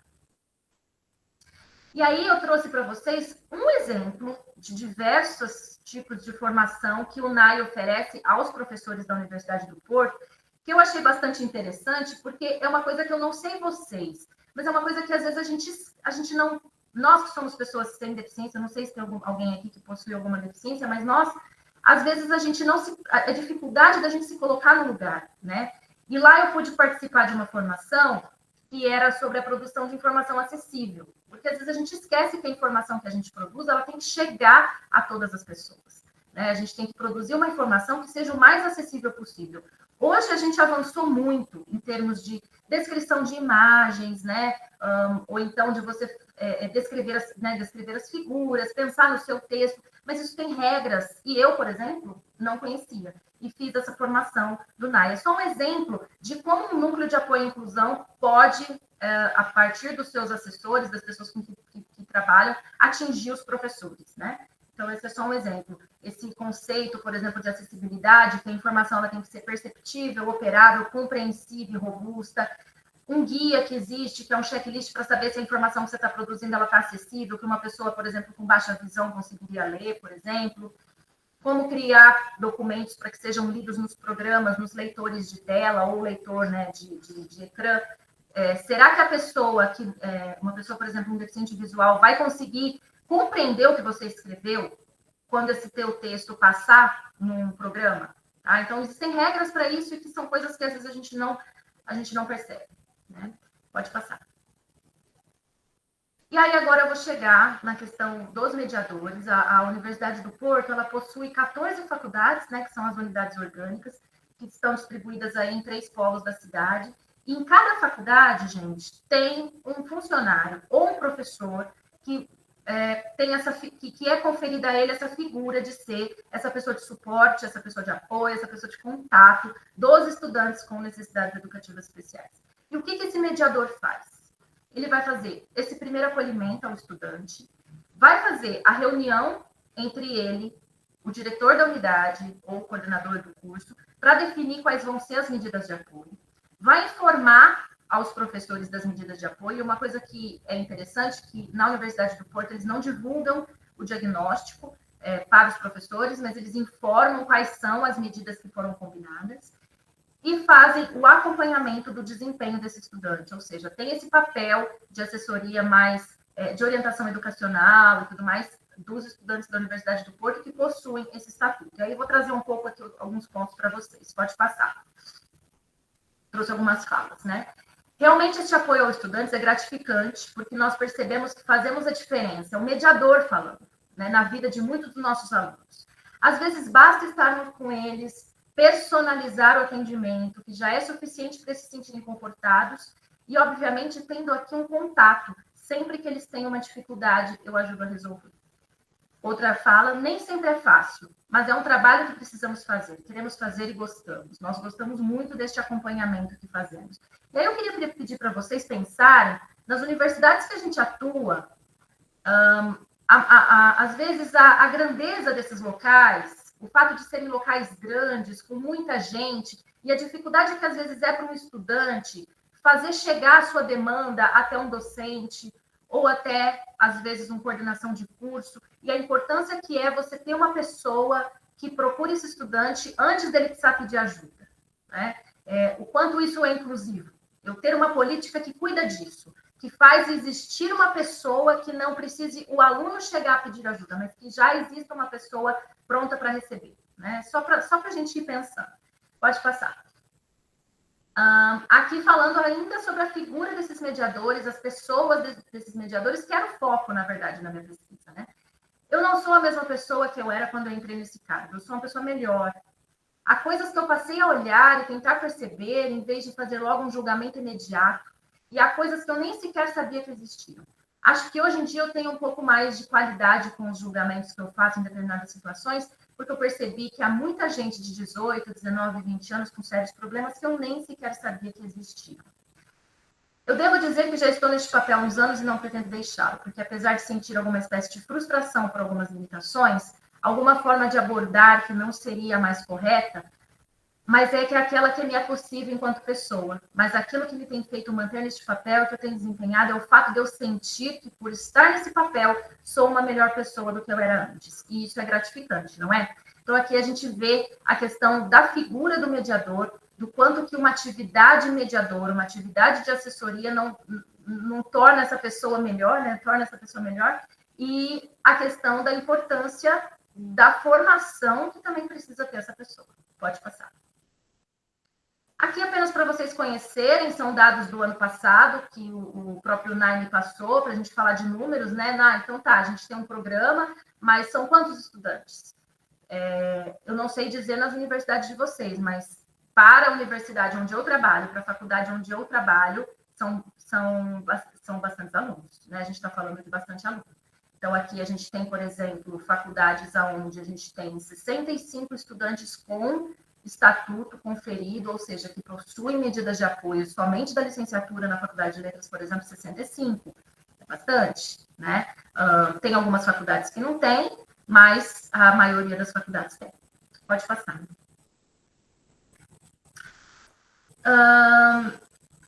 Com relação às medidas de apoio, porque quando a gente fala em assessoria pedagógica, ou mesmo mediação com os professores, o que a gente está falando lá na frente, né, em termos de sala de aula, é o que muda. O que muda para esse estudante? É a questão das medidas de apoio, né? E o que o Estatuto fala? Ele traz normas relacionadas à concessão de medidas que implicam regime de frequência, atividades didático-pedagógicas, regime de avaliação e medidas de apoio pedagógico. Então, o estudante com necessidades educativas especiais que requer esse apoio do Estatuto, ele vai ter direito, então, a esse conjunto de apoios especializados e adequações no processo, mas principalmente que se ajuste às suas necessidades. Por isso que ele é personalizado. Não é somente eu ter legislação, é eu ter um órgão, ou eu ter uma pessoa, ou eu ter uma política que vai pegar a legislação, mas que vai transformar as medidas diárias, as medidas cotidianas, num apoio personalizado. Tá? As medidas específicas para cada estudante são propostas no parecer técnico, esse parecer é feito pelo mediador, incluindo a possibilidade de serem avaliados. Isso é que eu achei, gente, eu não sei se tem alguém aqui que trabalha com inclusão nesse nível, como eu, por exemplo, de fazer plano de estudos para os alunos, a dificuldade que é na hora que a gente chega na parte da avaliação, né? e eu vou chegar lá, a gente vai poder discutir nesse nível, sobre formas ou condições adequadas à sua situação, emitido pelo mediador, e são reconhecidas pela atribuição do Estatuto, podendo ser revistas e atualizadas. Pode passar. Bom, e aí a gente tem das mais comuns, as mais específicas, né? Nas aulas, por exemplo, eu tenho que eles apontam lá, produtos de apoio, como fones de ouvido, finger toys, aqueles brinquedinhos, eu chamei de brinquedinhos, mas no sentido de ser aqueles materiais de autorregulação, né, para a pessoa ficar manuseando durante as aulas, interpretação em língua gestual ou língua de sinais, ou nossa Libras, né? Textos em braille ou em leitor, roteiros de aula previamente entregues, slides acessíveis, aulas práticas separadas com tempo flexível. Nas avaliações, diversificação dos instrumentos, enunciados em formatos acessíveis, leituras dos enunciados, avaliações em época especial, realização de provas em sala separada. É lógico, gente, que aqui a gente está trazendo de uma forma muito geral. Para cada tipo de deficiência, enfim, ou de condição do estudante, essas medidas vão se aplicar mais ou menos. Tá? Pode passar, Amanda. Mais um pouquinho de fala a respeito, para a gente sentir um pouco a prática desses mediadores. A ausência de um histórico e até de uma legislação disponível para o apoio a estudantes com necessidades no ensino superior foi um constrangimento, né, antes de ter. Continua a ser, mas o que tentamos fazer foi não criar medidas demasiado rígidas que não nos permitissem olhar caso a caso a situação do estudante. Portanto, a ideia do estatuto, um documento que não define por inerência os apoios, mas tem como base esse pressuposto de que nós vamos perceber o histórico, vamos perceber a vivência e vamos ajustar estes apoios à situação individual, foi o que eu disse, né? Você tem uma legislação geral que conforma direitos, e aí vai ter uma pessoa, vai ter um lugar institucional que vai trabalhar a questão individual. O que realmente não corre tão bem, agora a gente vai falar um pouco de limites, né? São as adaptações que requerem algum conhecimento das próprias problemáticas. Olha a formação, né? Vamos chegar aqui no ponto nevrálgico da questão da formação. Adoção de estratégias muito específicas por professores que nem sempre estão por dentro. Por exemplo, as neurodivergências. Hiperatividade, autismo, dislexias, problemas de aprendizagem são problemáticas e, infelizmente, os professores não estão por dentro sobre o que significam e de que medidas os estudantes podem efetivamente se beneficiar. Então, é mais difícil convencer os professores, por exemplo, um estudante com TDAH se beneficia do professor ter uma hora só com ele, sem outros estímulos, sem distrações. Isso é muito difícil de operacionalizar, praticamente impossível. Isso é o objetivo do estatuto, mas há aqui coisas que ainda não consigo. Então, a gente tem uma fala de uma pessoa que trabalha numa faculdade de exatas e tecnologia, que trabalha numa faculdade que oferece cursos na área de exatas, dizendo que, apesar de estar no estatuto, apesar de ser objetivo do estatuto, às vezes não consegue fazer, porque esbarra em algumas questões, né? Questões de ordem material, questões de ordem humana. Pode passar. Então, eu trouxe aqui para a gente pensar junto, para a gente refletir, né? Quando eu falo de condições materiais, turmas lotadas, currículos nada flexíveis, frequência obrigatória, né? Na USP, por exemplo, eu esbarro muito nessa questão da frequência obrigatória. Tudo bem, Márcia, a gente faz plano de estudo, mas o aluno tem que vir, o aluno é obrigado a vir, porque a frequência é obrigatória. E aí? Então, vamos ver o que eles falaram para mim lá na Universidade do Porto. Nós não conseguimos contemplar a diversidade nos processos de ensino-aprendizagem com o professor em sala de aula para 200 alunos. Isso não é fazível. Então, também, mais do que medidas de suporte, nós precisamos questionar essa forma de ensino. Penso que há medidas de suporte que não seriam necessárias se os processos de ensino e aprendizagem tivessem outra dinâmica. Gente, chegamos no ponto da importância de existir um grupo como esse de assessores pedagógicos, né? Se eu preciso mudar as práticas dos professores para atender alunos com necessidades educativas especiais específicas, por que eu não posso discutir mudanças nas formas de ensino-aprendizagem que beneficiariam a todos os alunos? Estudantes que não querem pedir o estatuto ou não querem que seu diagnóstico seja divulgado devido a um estigma social que ainda as pessoas com deficiência ou as minorias carregam, né? Quando os estudantes sabem que o estatuto existe e ainda decidem não pedir, acho que é muito pelo estigma, pelo receio de serem prejudicados na avaliação por causa de algum tipo de preconceito dos professores. Ah, não quero que os meus professores saibam que eu estou a passar por isso. Tenho receio que isso fique no meu diploma. É claro que nós explicamos que é confidencial, que só o diretor do curso é que sabe, mas ainda assim isso existe. Eu imagino que aqui tenham assessores pedagógicos, não sei, que trabalham com essa questão da mediação, que já conheceram alunos que preferiram não falar, que preferiram não ter o tempo a mais de prova, que preferiram não ter o seu direito, né? Porque não queriam que ninguém soubesse, por causa do estigma. Pode passar. Então, para fechar, eu trago aqui algumas reflexões. Primeiro, com relação à formação dos professores, né? E a importância do assessoramento pedagógico. A gente vai avançar muito pouco se a gente não tocar nesse ponto da formação dos professores, que são as pessoas que estão na linha de frente lá com os alunos. Nós somos profissionais de apoio, importantíssimo, mas quem está lá na linha de frente são os professores. E, assim, uma coisa que eu ouvi uma vez de uma pessoa que trabalha com inclusão foi dizer assim para mim, que inclusão não se faz só com boa vontade. E é verdade, não é só boa vontade, né? Precisa de políticas, precisa de conhecimento específico e especializado em cada uma das condições, né? Mas se não tiver boa vontade, gente, nem começa, né? Então, às vezes, o assessor pedagógico vai ser aquela pessoa que vai carregar a boa vontade, né? Para sensibilizar. Existem medidas que dependem dos professores, sim, mas também existem medidas que dependem das instituições. E tem muitas vezes os professores querem fazer, querem propor, mas não conseguem, porque estão amarrados em questões de ordem prática, às vezes, que a própria instituição não deixa. Como, por exemplo, isso que eu disse do controle de frequência ou do currículo.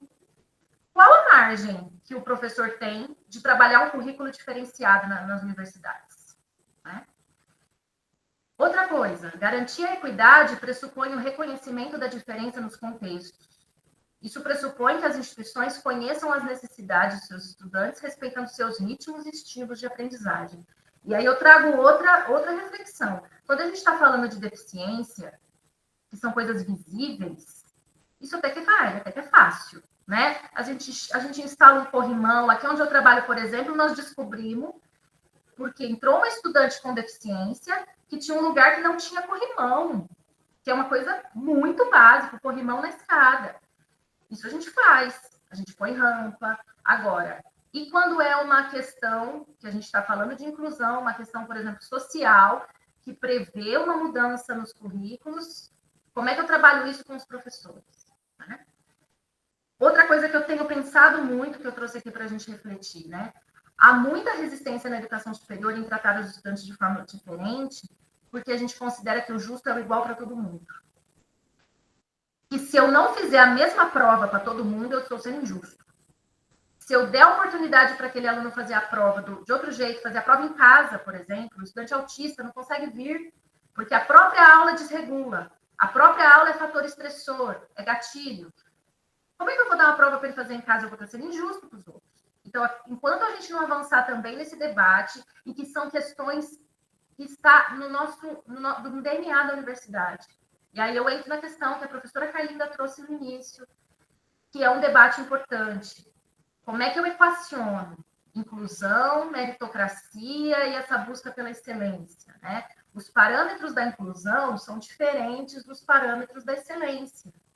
Na inclusão, ninguém fica para trás, né? Vem todo mundo junto. Eu adapto o meu espaço para poder caber todo mundo. Na meritocracia e na excelência, salve-se quem puder.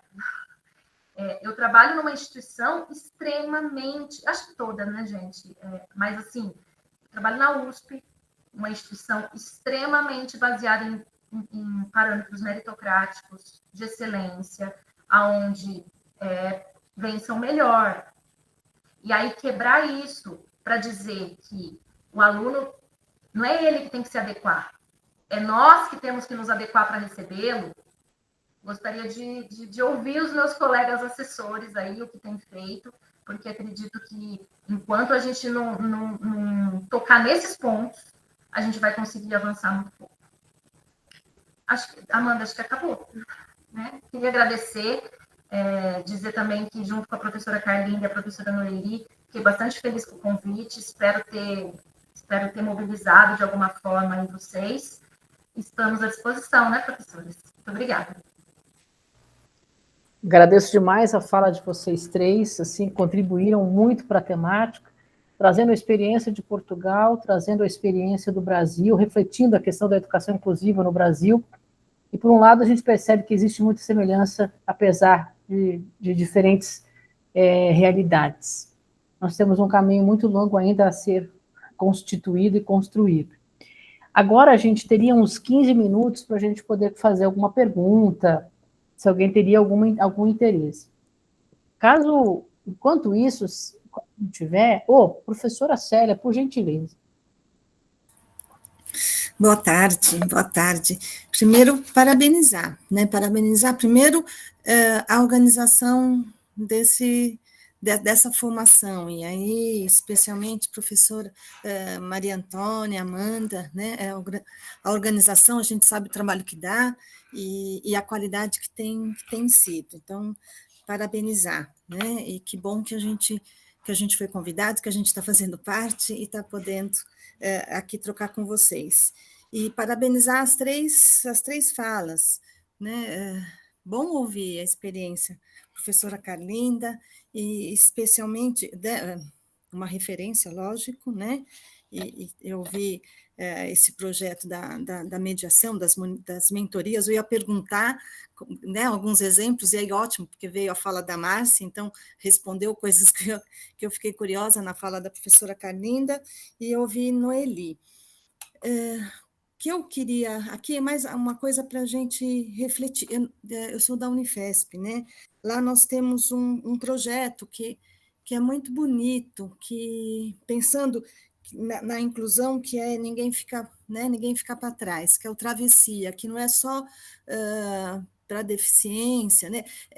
Na verdade, o Travessia é a travessia, é a chegada dos ingressantes, quando Márcia diz, esse espaço tão grande, tantas coisas, fica muito na mão do coordenador acolher e estabelecer as relações, né? O Travessia, então, pensam, por isso que eu fiquei curiosa da mentoria, essa mentoria do bem-estar e depois o mediador. O nosso projeto... Ficou sem som, Célia. Ai, fica o mouse, desculpa. Okay. E aí o mouse vai no microfone. Só que o nosso projeto ele é por adesão, então né, nós atendemos um número pequeno, né, os cursos que aderem não é para todos os cursos.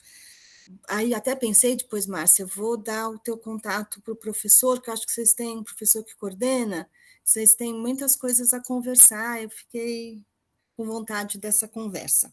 Mas o que eu queria colocar aqui, eu sou da área da educação infantil, minha área de pesquisa e formação.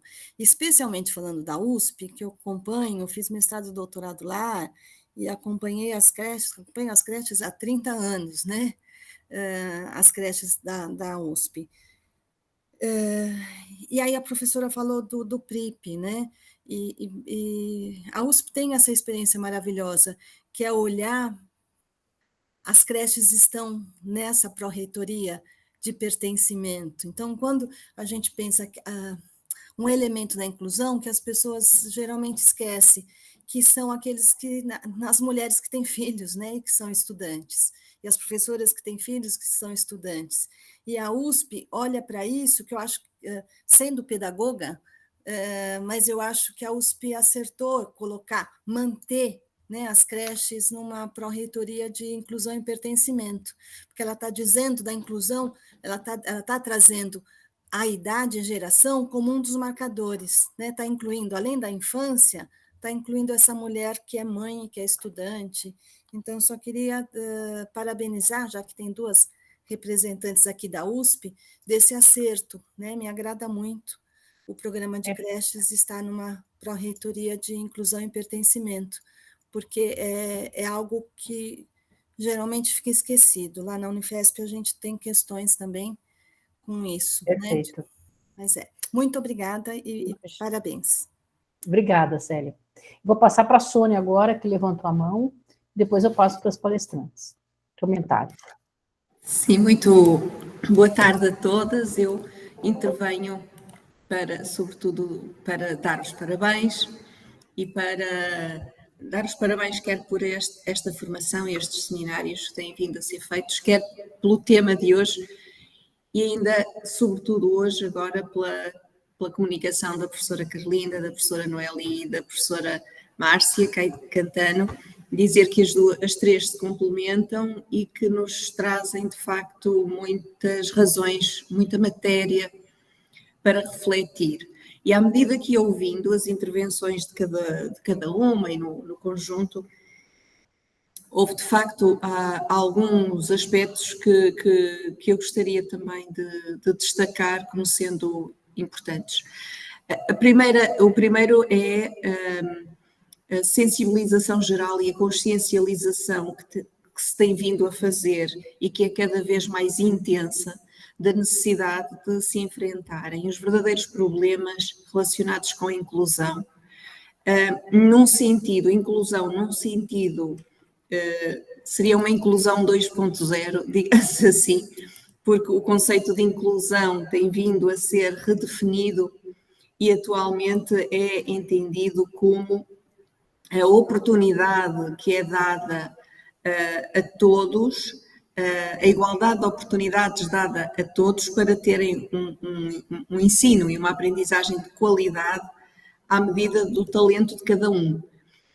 E esta inclusão que diz respeito não só às deficiências, mas também à religião, também à cultura de cada um, também ao género, etc., tem vindo a ser trabalhada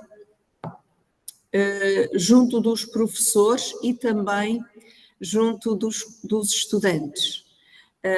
Apesar de tudo o que foi dito, todas as medidas que foram referidas, quer da Universidade do Porto, quer da Universidade de São Paulo, quer de outras universidades, eu sou muito sensível a dois aspectos. O primeiro tem a ver com a avaliação, que aqui foi referido, e com o que se passa dentro da sala de aula. Por mais regulamentos bem-intencionados que haja, por mais estruturas bem-intencionadas que haja, é dentro da sala de aula, na relação entre professores e estudantes e dos estudantes entre si, que verdadeiramente a exclusão pode existir e que nós não queremos que exista. A mentoria é uma ferramenta potente, porque é entre pares, e entre pares com professores também, mas, e há medidas que são importantes. Por exemplo, o Ministério da Educação, anterior ao atual, criou um contingente especial de acesso ao ensino superior para pessoas com deficiência. Significa que não concorrem com o contingente geral por causa das notas, mas 4% das vagas de cada curso é para estudantes com deficiência. Também é verdade que o ensino superior se tem vindo a tentar adaptar ao número cada vez mais crescente de estudantes que apresentam diversidade ou alguma deficiência. Acontece, e aqui foi dito, que o âmago do ato pedagógico é crucial. A rapidez da fala, ou a fala espaçada e lenta, faz a diferença numa aula.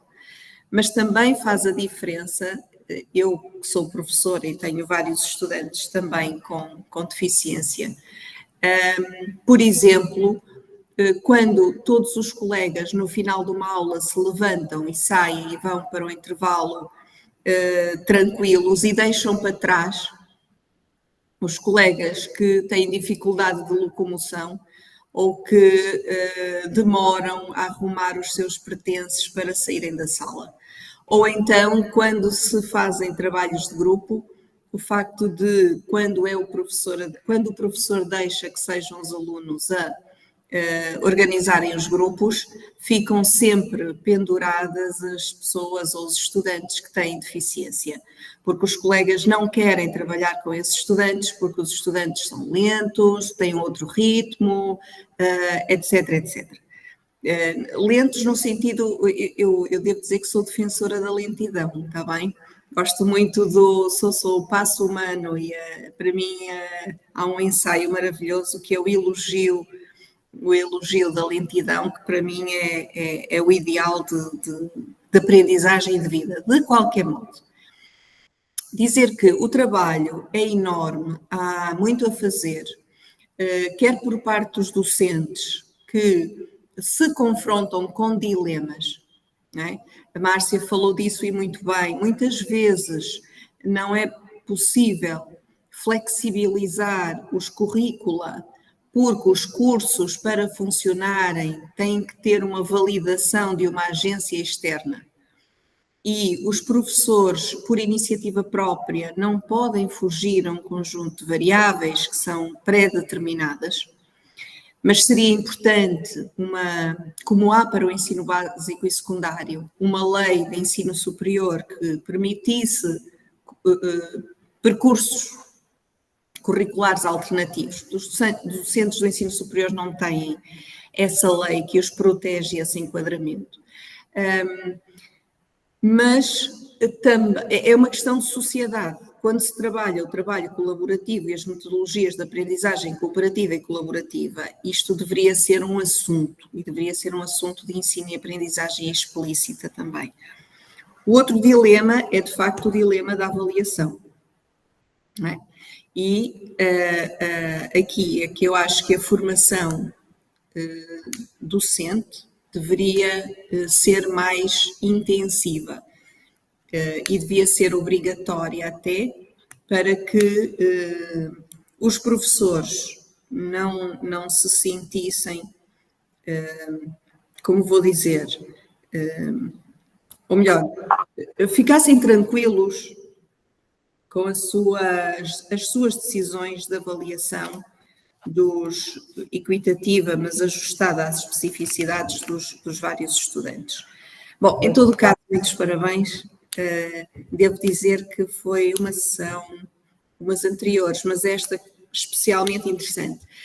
Só queria terminar dizendo que em Portugal foi formado este ano, em fevereiro, o Conselho Nacional para a Inovação Pedagógica no Ensino Superior.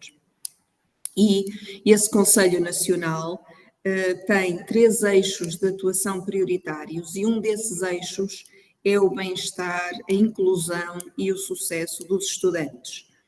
E o assessor estrangeiro, o especialista estrangeiro que apoia este eixo de trabalho, é um senhor da Universidade de Abertay, que se chama Luc Milliard, e este colega desenvolveu na sua universidade um programa ao longo de vários anos, um programa que muito bem sucedido e com o qual estamos a tentar aprender, que tem a ver não com a inclusão, certo? Mas porque para ele já não faz sentido discutir se há ou não inclusão e como é que se faz a inclusão, mas um programa sobre como desenvolver o sucesso académico nas pessoas que estão incluídas e que têm deficiência. Portanto, o objetivo já não é quantos é que são as pessoas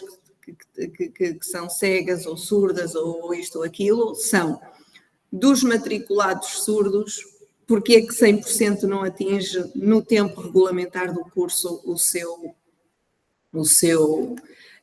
talento, o seu potencial e a sua aprendizagem.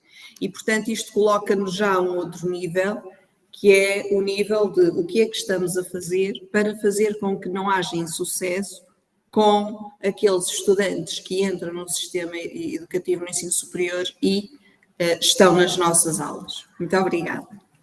Obrigada, querida.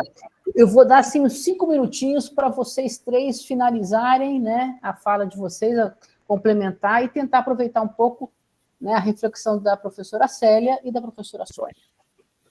Então, é contigo, com o grupo aí, por favor. Carlinda? Então, eu vou focar do que foi dito 5 aspectos e vou tentar ser muito resumida. Primeira, aquela que a professora Célia referiu, e esta ideia da ONU que está expressa nos Objetivos de Desenvolvimento Sustentável de uma educação de qualidade, não deixar ficar ninguém para trás. E, de facto, se queremos uma educação de qualidade, tem de acontecer aquilo que a professora Sónia acabou de referir, a inclusão compreende todos e não precisa de ser pensada na sua especificidade, porque a educação de qualidade é para todos e todos estão incluídos. E, portanto, isto mostra que, por outro lado, referir um pouco isto, que, aliás, eu acho que o estudo da Márcia mostrou muito bem, mostrou que algumas coisas estão conseguidas, mas, por outro lado, há ainda dificuldades. E, portanto, e a professora Noeli também mostrou muito bem isto, na minha ótica, que é, já existem discursos, já existem políticas, apesar de tudo, ainda há muito a fazer, porque, de facto, não há atitudes que ainda não foram alteradas e que têm de ser, não é? A atenção, a sensibilidade a uma educação de qualidade que é inclusiva, porque atende todos e não deixa ninguém para trás, tem de ser. Por outro lado, a existência, esta mudança também tem a ver com a própria avaliação dos cursos. Por exemplo, em Portugal, na avaliação dos cursos, nós avaliamos as questões do sucesso. Uma instituição, enquanto que na minha geração o bom professor era aquele que tinha mais chumbos, era aquele que era o responsável pelo cadeirão, neste momento, na avaliação dos cursos, as comissões, uma instituição em que o número, em que o sucesso académico é baixo, leva pelo menos uma forte recomendação.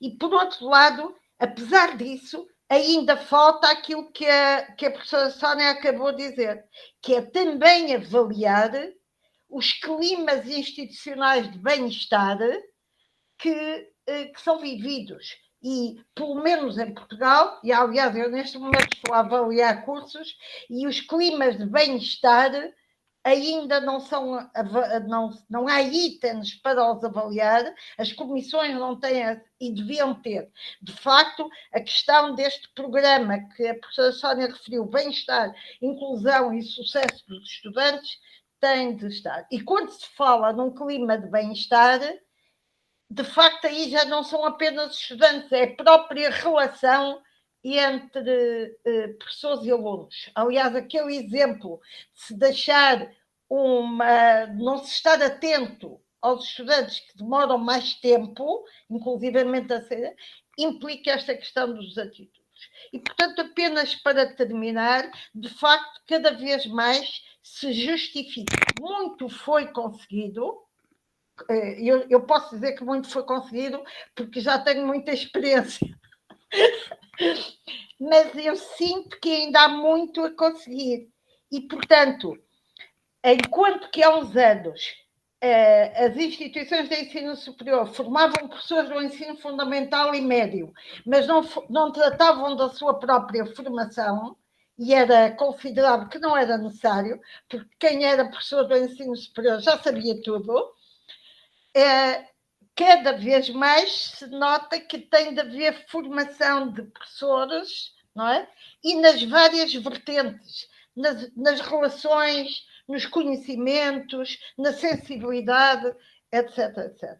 E, portanto, eu considero que esta partilha e também o que foi dito foi crucial e, por acaso, Márcia, tenho pena que o estudo que realizou da Universidade de Porto não esteja publicado. A gente mandou, né, o artigo, nós mandamos assim que sair a publicação, Vamos ver. Aí a gente compartilha. Beleza. Obrigada, Carlinda. Noeli? Queria agradecer a oportunidade, eu acho que venho... Ficou sem som, Noeli? Então, eu queria também agradecer a presença de todos e dizer da contribuição da professora Sônia, né, de pensar um pouco a questão da avaliação, a professora Célia com políticas mais amplas também.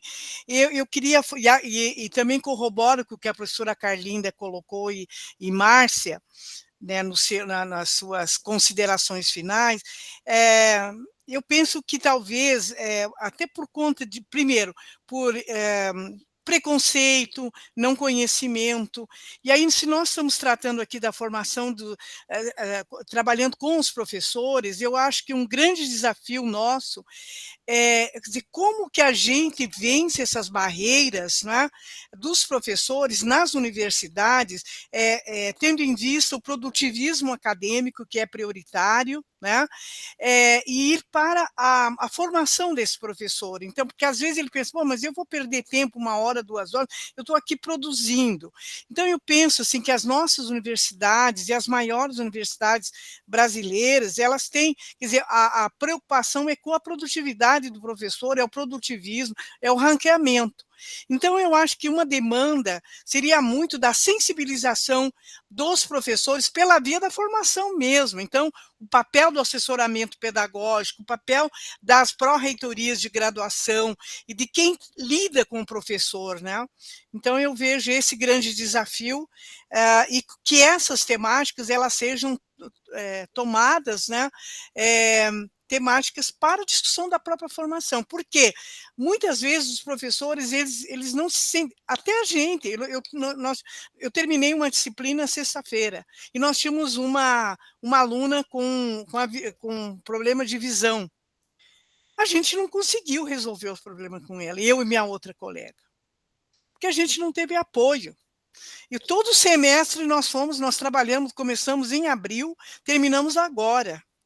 E aí a gente teve que procurar um apoio, né, de uma pessoa de uma pesquisa, que a minha colega está participando, que é especialista na área, para nos ajudar.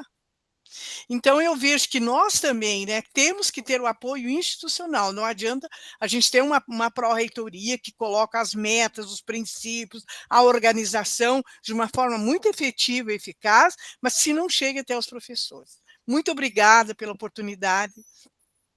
Obrigada, querida. Márcia, querida? Eu não tenho nada mais a dizer, não, só agradecer mesmo. Eu gostei bastante de ter conhecido vocês, que eu não conhecia, e também me coloco à disposição para futuras conversas, tá? Muito obrigada. Imagina, eu que agradeço, gente. A importância da fala de vocês... Maria Antônia, deixa só dizer que o conceito de faculdade em Portugal é diferente do conceito de faculdade no Brasil. Por exemplo, a Universidade do Porto é constituída por 14 faculdades, ou, como a própria Márcia designou, por unidades orgânicas. Portanto, o conceito de faculdade não é aquela isolada, que o conceito que tem no Brasil, é uma universidade pode ser constituída por faculdades. Está bem? Não, perfeito. Importante o esclarecimento, sim. Esse momento de hoje foi muito importante, uma temática que nos atinge, e ora porque a gente se sente muitas vezes incompetente no sentido de saber desencadear de fato a inclusão, e também pela alegria de ver que há possibilidades e há caminhos, né? Gostei muito da fala de todos vocês, das contribuições das professoras, e continuamos na luta, né? Eu acho que isso é fundamental. E aí reforça a importância dos assessores pedagógicos que nos ajudem também a nos qualificar e que eles tenham cada vez mais espaço nas instituições para que eles também consigam crescer no sentido de serem vistos e valorizados. Nós precisamos muito de vocês, porque nós não temos formação, infelizmente, sobre essa temática. E temos o dever de educar com competência. Gente, até o próximo mês. Contamos com vocês. E parabéns às 3 palestrantes maravilhosas e a presença de vocês que nos motivam a continuar, né, investindo nosso tempo, nossa saúde, nossa vida em qualidade de eventos como esse. Beijão grande para vocês todos Valeu. Amanda, Muito obrigadão obrigada. pela Obrigada ajuda por tudo. toda aí, tá? Pode ir parar de Obrigada. gravar. Prazer. Até mais. Tchau.